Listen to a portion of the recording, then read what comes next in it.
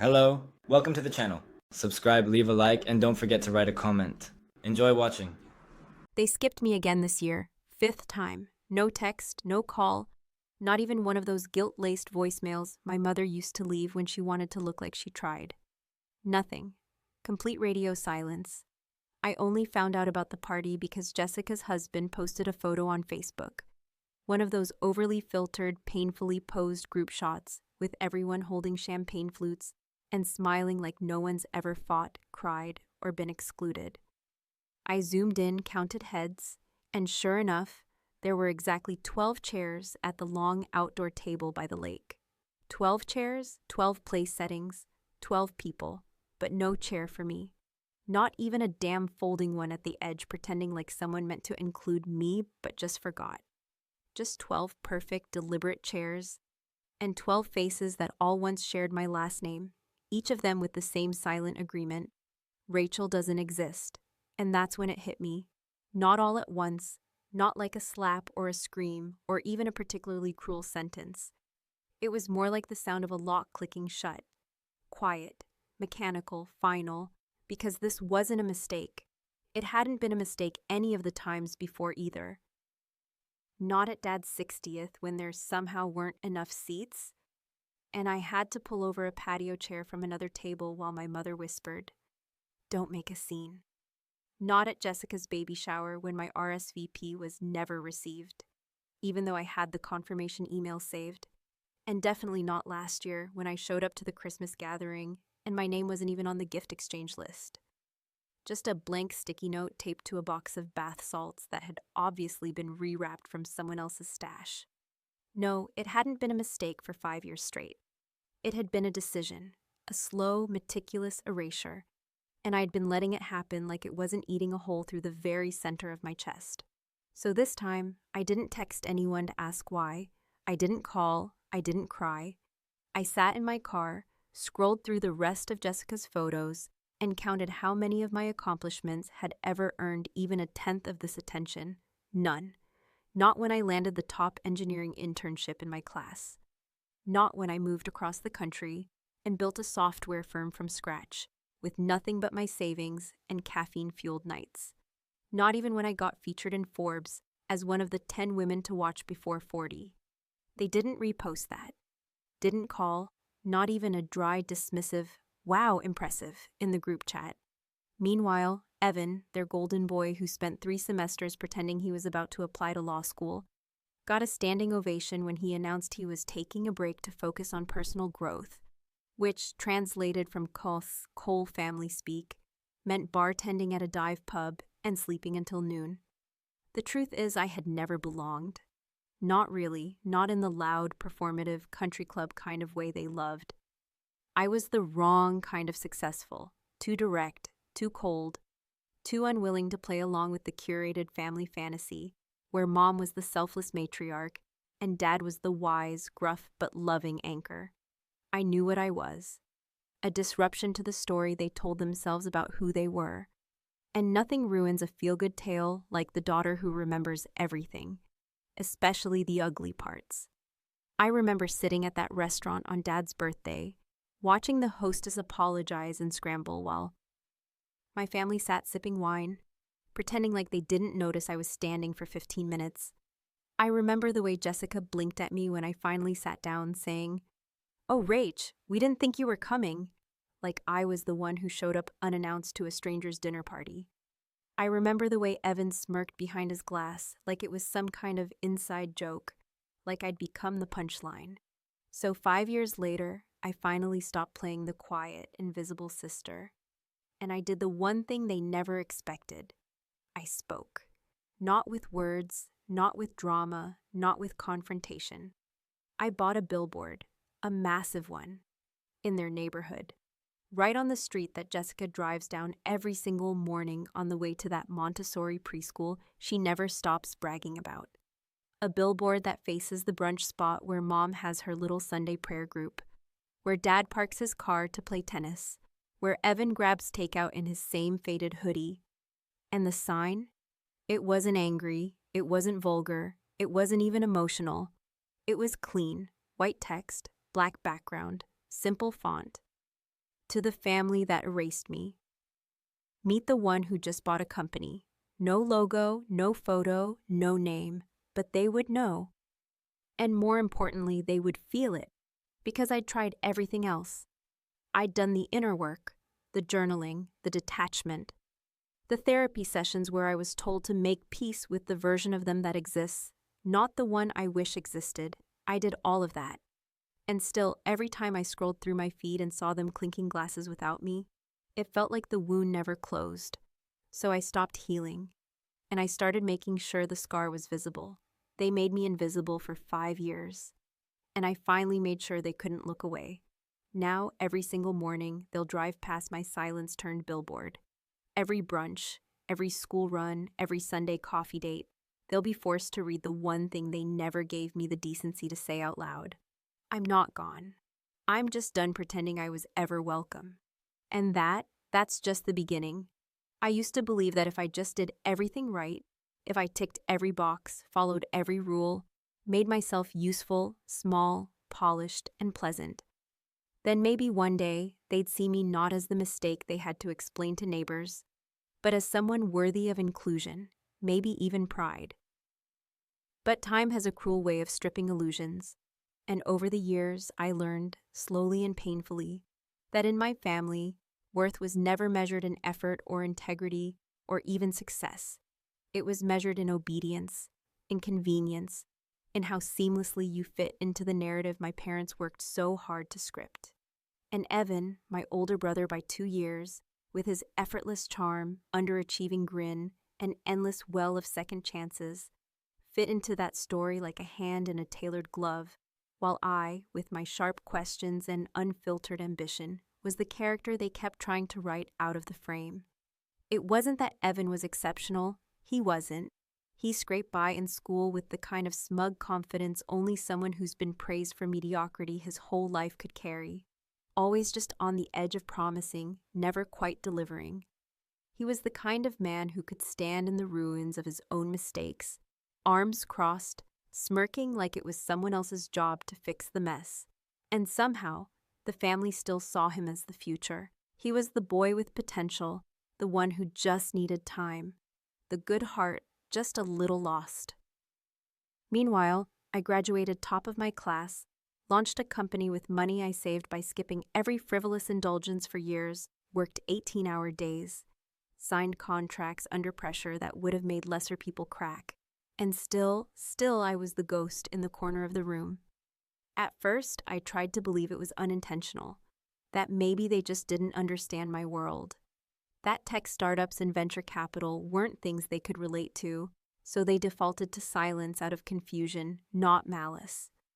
But that theory crumbled the day Evan's dive bar, yes, a bar, not even a successful one, got featured in the local newspaper for hosting a trivia night with a purpose, raising a few $100 for a dog shelter, and my mother laminated the article and framed it in the hallway.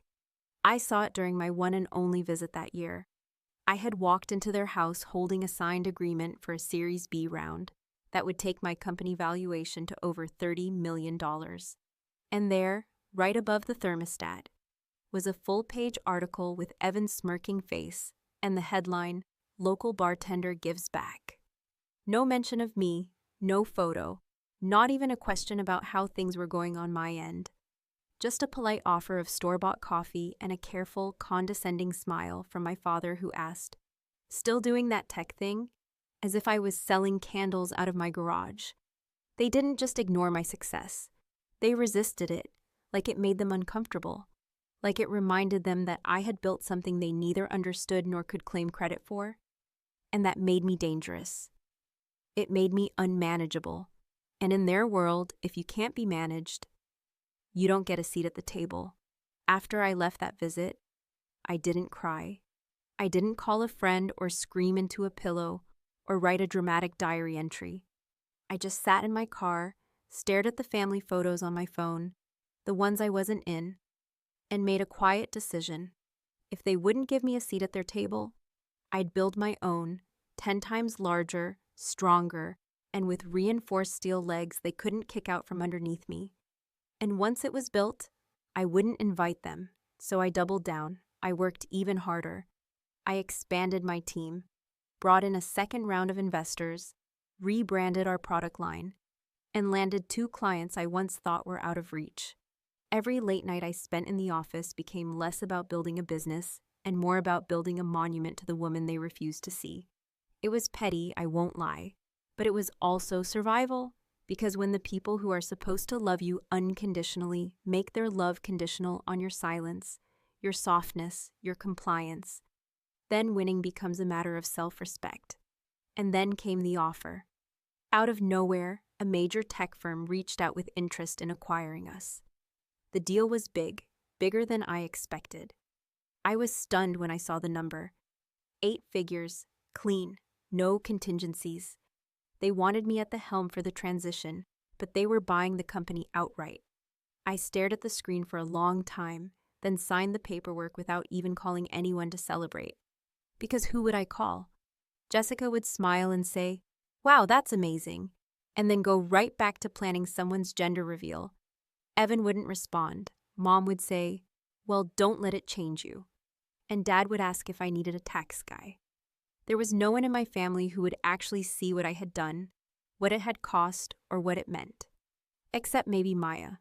Maya was my assistant, technically, but really, she was the only person who'd been there in the trenches with me since the early days.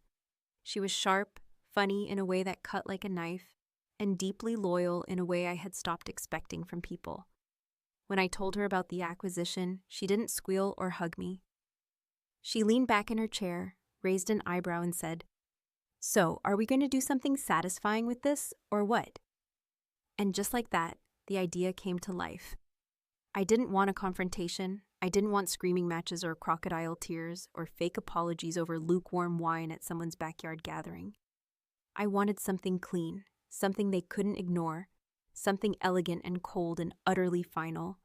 I wanted presence, the kind that couldn't be erased or talked over or excluded from dinner tables. I wanted a billboard. So I opened my laptop, pulled up Google Maps, and zoomed into their neighborhood. The brunch spot, the gym, the preschool, the tennis court parking lot. I tracked the route they all drove in the morning. I found the exact location. Maya called the number on the leasing banner. We booked it on the spot. It wasn't about spite. It wasn't even about revenge.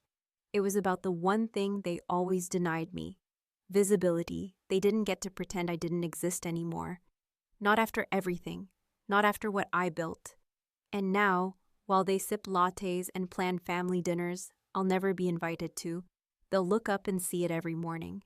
That towering, silent message staring back at them.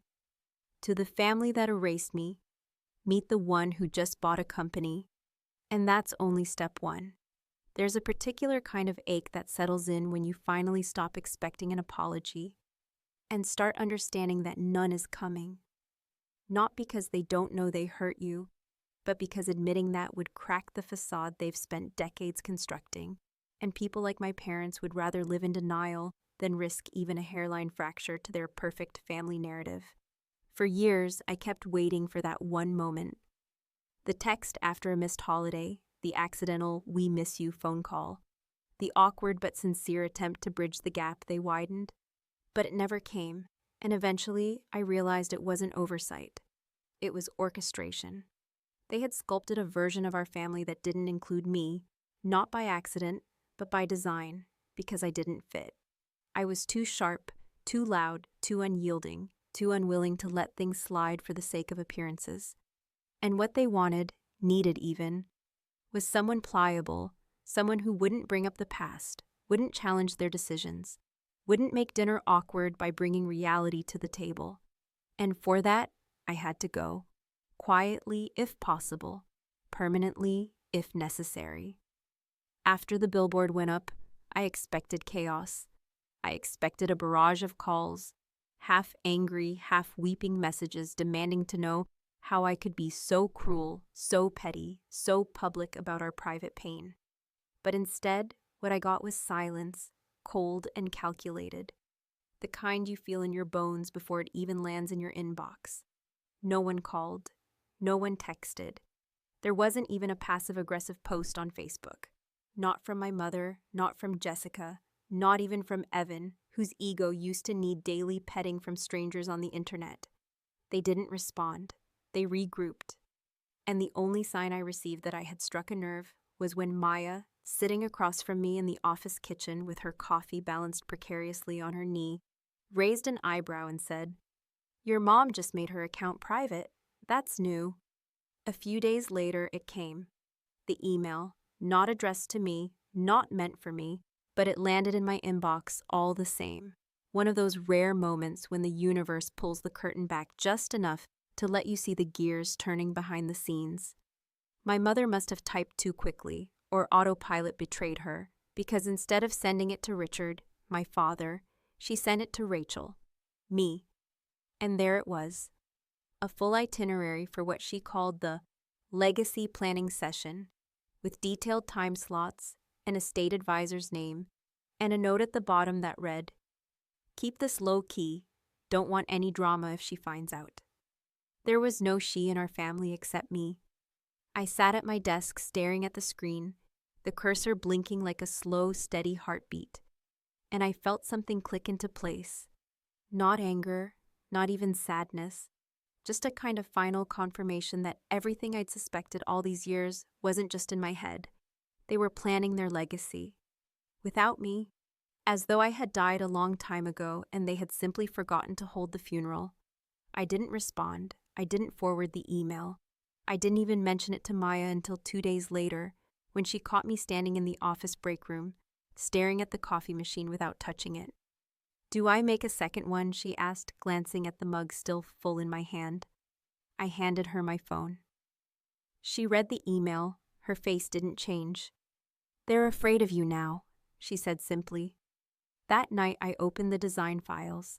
I hadn't looked at them since we finalized the billboard, but something in me needed to see it again, to remind myself I hadn't imagined it, that the message was real and it had weight.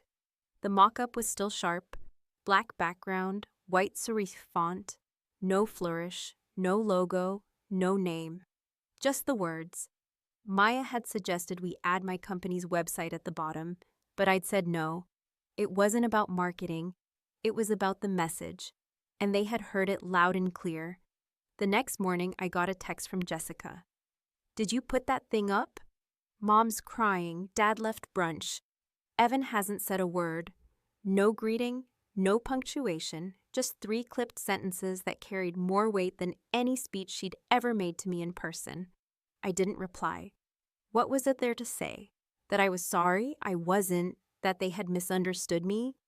They hadn't. That it was just a publicity stunt? It wasn't. I had meant every word. And now, for the first time in my life, I was watching them squirm in the shadow of something they couldn't control. The truth was, I didn't want their attention anymore. Not really. What I wanted was something much quieter, much colder. Acknowledgement. Not love, not approval.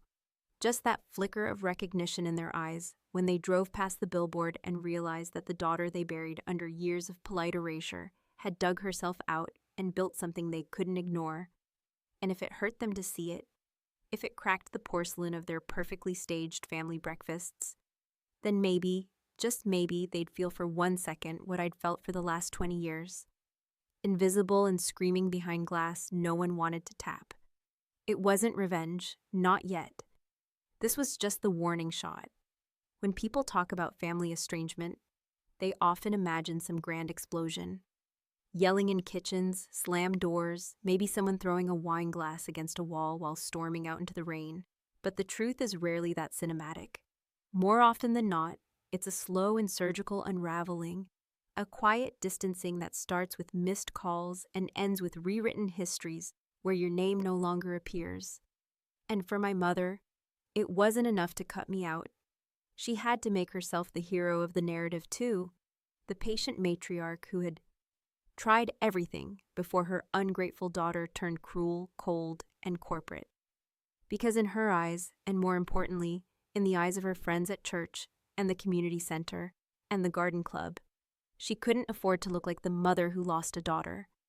That would suggest failure. No, she had to become the one who had been victimized by ambition, punished by independence, sidelined by a daughter who valued success over family. So when Jessica sent that text about mom crying and dad walking out of brunch, I could almost picture the scene in painful detail. Nancy, dressed in her usual pastel cardigan and tasteful pearl earrings, dabbing at the corners of her eyes with a folded napkin, while murmuring just loud enough for nearby tables to hear, "She's not well. She hasn't been herself in years." That was always her strategy. Not confrontation, but performance. Not rage, but martyrdom. She would never admit to orchestrating my exclusion from 5 consecutive years of family events, but she would weep at the cruelty of a daughter who dared to make that erasure visible. She wouldn't defend Evan's golden pedestal, but she'd tremble at the thought of how hard his life has been lately, and how unfair it was of me to call attention to the uneven ground we were all expected to pretend was flat. I didn't respond to Jessica's message because I knew exactly what she was doing, reaching out not in solidarity, not in apology, but in damage control. Her default position had always been middle child neutrality, carefully preserving the illusion that she wasn't involved, that she didn't pick sides, that she just wanted peace. But silence is a choice too, and after years of watching her smile and nod, while I was talked over, left out, and dressed down, I had no more patience for that brand of passive loyalty. If you stand in the room while someone is erased and say nothing, you don't get to claim innocence when the erased finally start drawing in ink. But what none of them seemed to understand, what they never understood, was that the billboard wasn't about revenge. If it had been, I would have made it personal. I would have named names, spilled details, bought out every square inch of ad space between their cul-de-sac and their favorite brunch spot, and filled it with receipts. But I didn't. I chose one clean message, devoid of spite, because what I wanted wasn't pain. It was power. The kind of power that comes from finally being the one who speaks first. The one who defines the narrative before someone else gets the pen. And yet, even with all of that swirling behind the scenes, life on my end went on. The acquisition was moving faster than expected. The paperwork was thick with legalese. And the meetings were filled with men in expensive watches trying not to look surprised when I took charge. Maya and I worked around the clock, handling transitions, fielding offers, navigating the ever-changing ecosystem of Silicon Valley with the kind of efficiency that made the whole thing feel almost clinical. But there were moments, between emails and conference calls, in the hush of the office at night, when the fluorescent lights buzzed just a little too loudly, where the hollowness caught up with me. Not regret, not guilt, just the quiet truth that being right doesn't always feel good, and being visible doesn't always mean being seen. I thought about calling my father, not because I wanted reconciliation, but because I wanted to know if he'd seen the billboard with his own eyes or if someone had told him, if he'd read the words and known instantly they were mine, or if he'd squinted from the driver's seat and asked Nancy who it was about. I wanted to know if he'd felt even a twinge of shame, or if he'd leaned, as always, on his tried and true line. Let's not make this bigger than it needs to be. But I didn't call, I didn't write, I waited. And then, as if summoned by that quiet wish for closure, it happened. I was at a fundraising gala for a Women in Tech initiative, a black tie event at the kind of rooftop venue where the wine is poured before you even sit down, and every table has a branded centerpiece. And I was making my rounds, shaking hands, smiling with practiced ease, when I saw him, my father, across the room, standing awkwardly near the buffet with a drink in his hand, looking exactly as out of place as I felt inside. He hadn't been invited, not by me, not officially, but it turned out he was a +1 to a board member who hadn't made the connection between Richard Cole and Rachel Cole.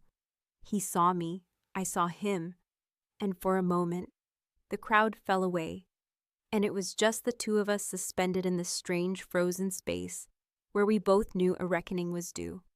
But I didn't storm over. I didn't cry or yell or even hesitate. I walked across the room, heels clicking on marble, head held high, and when I reached him, I extended my hand with the kind of poise that only years of being dismissed can teach you. "Don't worry," I said, with the faintest smile. "You'll still get your legacy. I just bought the firm that handles your trust." His mouth opened slightly, but no words came. And I didn't wait for them.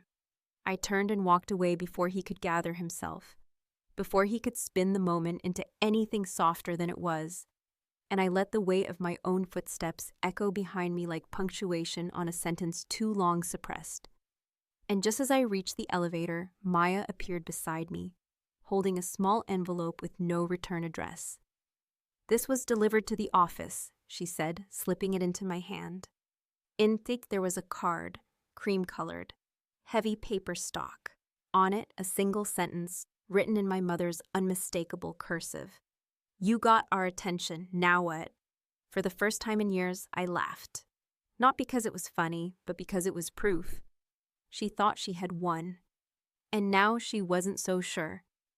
There's a moment after the noise dies down and the dust settles, when you realize the war you've been fighting has no obvious ending, no final battle where someone drops their sword and says, "You win." There's no neat resolution, no cinematic hug on a rainy doorstep, no family group chat magically revived with smiling emojis and exclamation points. There is just the silence that follows a storm, and in that silence, a single question begins to echo louder than anything else that came before it. Now what? The card from my mother sat on my desk for 3 days before I touched it again. I didn't respond, didn't show it to Maya, didn't even fold it closed.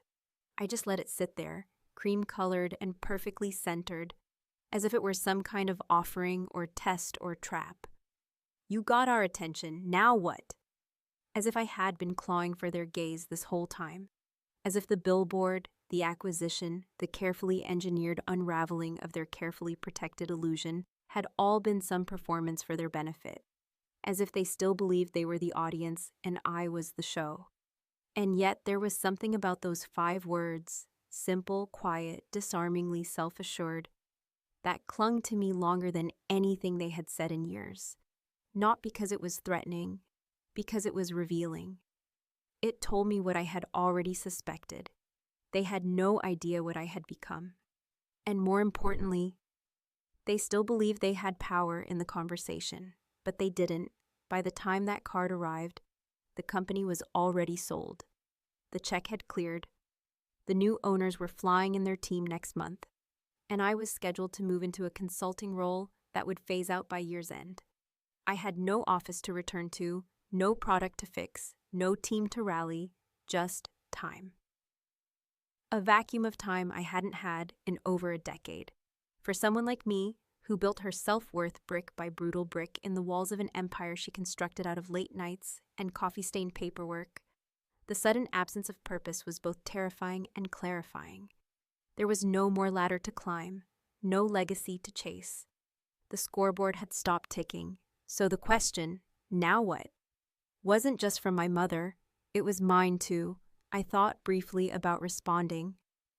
Not with words, but with something quieter, sharper, something like deleting the billboard entirely, just to leave them wondering if I had moved on or doubled down. But I didn't delete it. I let the lease expire naturally and said nothing, because by then, the message had been delivered. And what I learned from that moment, from all the moments that followed, is that the most satisfying revenge isn't loud or showy, or even particularly dramatic. It's living a life they have no access to, a life that thrives without their input, their validation, their applause. A week after the card arrived, I went to Evan's bar, not out of sentiment, not to spark some tearful reunion or deliver a final blow, but because I wanted to see it for myself. The place had just rebranded after a failed Kickstarter, and it was trying very hard to be something between a hipster dive and a wellness lounge, which meant exposed brick walls, lavender cocktails, and a playlist that couldn't decide between Johnny Cash and lo-fi jazz. I didn't text ahead, I didn't dress up. I walked in wearing jeans and a black sweater and sat at the far end of the bar without making eye contact with anyone I recognized.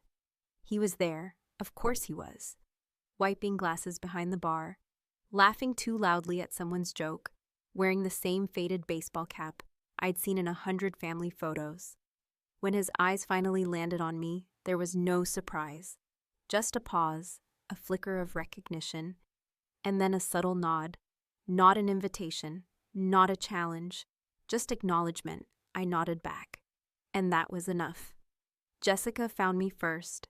She slid onto the stool beside me like she'd been waiting years for the chance, and opened with something safe, something utterly predictable. "Mom's tired," she said, as if exhaustion were the same thing as remorse. She told me our parents were downsizing, that Dad had been quiet, that the Billboard rattled everyone. She said the word rattled like it was a compliment and a criticism at once, like she couldn't decide if I'd embarrassed them or finally gotten through. I listened, sipped my drink, and said nothing. Because what could I say? That I hadn't meant to hurt them? I had. That I'd do it differently now? I wouldn't. That I missed them? I did, but not in the way she thought. When she finally ran out of words, she looked at me with a softness I hadn't seen since we were teenagers. "Mom says she might call," she whispered, almost like she was confessing. And I smiled, small and quiet, not because I believed her, but because I believed her, the version of her who was trying, in her own hesitant, inherited way, to rebuild something without asking me to shrink. I didn't stay long. I left my half-finished drink on the counter, said a polite goodbye to no one in particular, and walked out into the cool night air with a clarity I hadn't felt in years. And there, just outside the bar, standing next to a dented red SUV with a missing hubcap, was a little girl staring at me from the back seat. She couldn't have been more than 6 or 7. Her face was round, her eyes wide, her expression curious but unafraid. I didn't recognize her at first, but I didn't need to.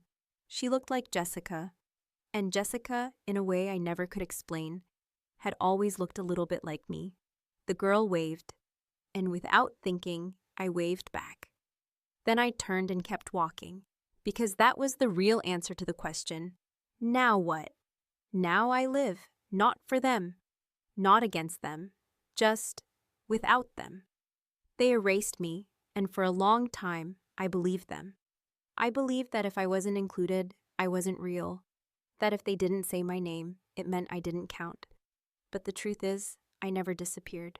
I was just waiting, watching, building, not for their forgiveness, not for their permission, for myself. And now, whether they like it or not, my name is permanent. Not on their lips, maybe, but in places they can't avoid. On paper, in ink, in silence, and most of all, in every morning commute where a daughter they tried to forget built something too big to erase.